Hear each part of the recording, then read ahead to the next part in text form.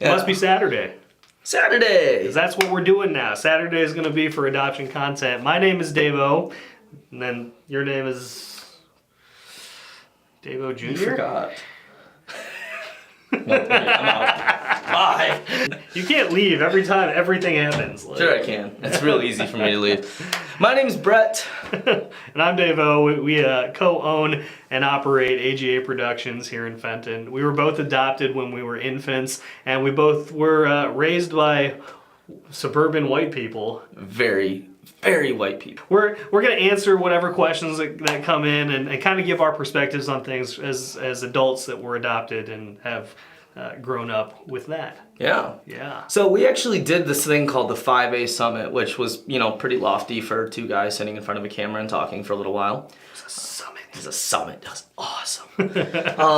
And when we did the summit, we were asking for people to send in questions either live during the event or sending it before. And we got a good number of questions actually come in, which was awesome. So one of the questions came in before we went live, and we answered the question live on the air. And then they came in with a follow-up afterwards, and they wrote a book, and it was like, oh, okay, this is kind of serious now, I guess. And the gist of it was, how important is it for either Asian or African American or anybody who's internationally adopted to be around other people that are also from their culture? And this is not a question that was just brought up by the one person. This is something that we've actually heard come at different angles from different people several times actually over the last few months, or even whenever this topic comes up for us. We end up talking about, do you know enough about your culture? Are you immersed in your Korean culture in our case?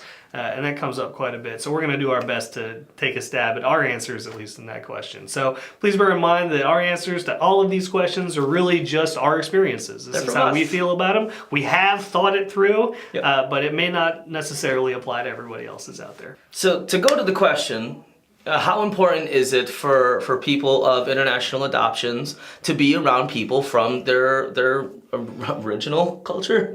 Origin? Place of origin. Place of origin? Origin Oh, story. that sounds weird. Oh, I got an origin story. Yeah. Like Yes! Wolverine. For me, it was not that important. To be completely honest, I was raised surrounded by white kids.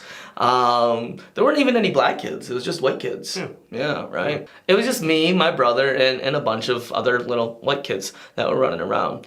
And again, my parents were very white, and I was actually raised in that culture. And for me, it's a little bit different. Not everybody has that same experience. They grow up being raised in, a white suburban culture, and they don't turn out like me. But again, I mentioned this in the summit. I mentioned this in a couple other videos.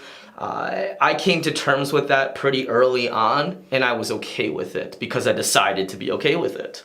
And that was pretty much it. Whenever I do see other Asians and especially Koreans, it's really funny because I just feel awkward around them. Feel awkward around you. It's just weird. Like, I like being the minority. Yeah. It's off-putting almost. You feel awkward around me. I feel awkward around everybody though. No. No.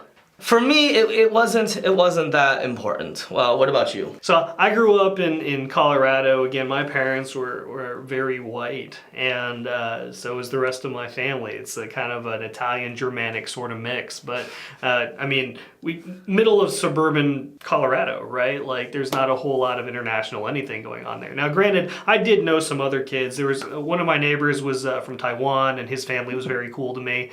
We've known some other Asian families as well, but when it comes to culture is something constructed. So it's something that we make, it's something that we're immersed in. I don't think culture is hereditary, or like culture is not really in your blood, it's how you're raised. That's the way I see it. And I was raised to be I guess I'm a middle-class white person. I don't know how to You're really good at it, yeah, too. and I'm really good at it. At it's true. I'm well practiced at that, to the point where I think that it is true. If I were to spend time around people that were raised in a Korean culture, it's actually more uncomfortable for me than being around just white people, right? Because I'm used to that. That's the culture that I'm used to, and I consider myself an American before I necessarily consider myself a Korean. I'm proud to be an American. Your voice is so good right now. I know. You know, but being around other Koreans that are immersed in that Emulsified. being around Koreans that are culturally Koreans is actually more difficult for me because me of too. the expectation. The expectation for them, I think, is that I'm going to be Korean when the reality is that I really don't know anything outside of what I learned at culture camp. Yeah, I didn't even go. I mean, it's an Americanized version of a Korean culture that we get as adoptees. So if there's anything that I think I would consider myself culturally, it is an adopted Korean American raised by white people. And it's hard to find that cultural mix, but we are out there because there's at least 2 of us. Hooray! Yay! So we did that. You do also get a lot of, we touched on this a little bit at the summit as well, but there are a lot of kids that have a hard time reconciling one or the other sides of themselves, whether it's the adopted side or the adoptee side of who I look like versus how I was raised. And I would just say to most parents and even those kids in that situation right now that eventually it passes. Yep. You know, we're in our 30s now, and those were things that I distinctly remember dealing with as a kid. But I also know that as an adult, they matter very little. So I kind of enjoy it as an adult. I like being the minority still. and being awkward. Being awkward. Yeah, you're making it work for you. You're like one of those dipping birds. Back like. I feel like this is the vlog now. This is anyway. Those are kind of our takes on that one issue that kind of comes up quite a bit when we're talking about adoption stuff. We're going to continue to be available, and Saturday's going to be the new day. Yeah, Saturdays at whatever time we manage to get this finished and out there, you're going to see adoption content from us at AGA. Please continue to send us your questions, your comments, your stories, all of that stuff. We really enjoy reading through and letting you or your kids or whoever know that they're not the only one. Yep.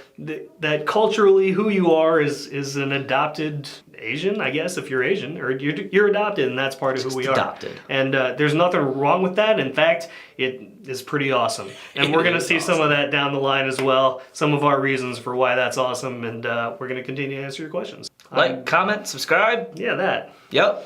Like, comment, subscribe, and share. Share it with your adoptee groups. Adopsheesh. Those are things, right? Oh, the adopsheesh. So racist. I know. I'm leaving now. Like, comment, subscribe, share down below. And as always, hey, I'm adopted. Don't make it weird.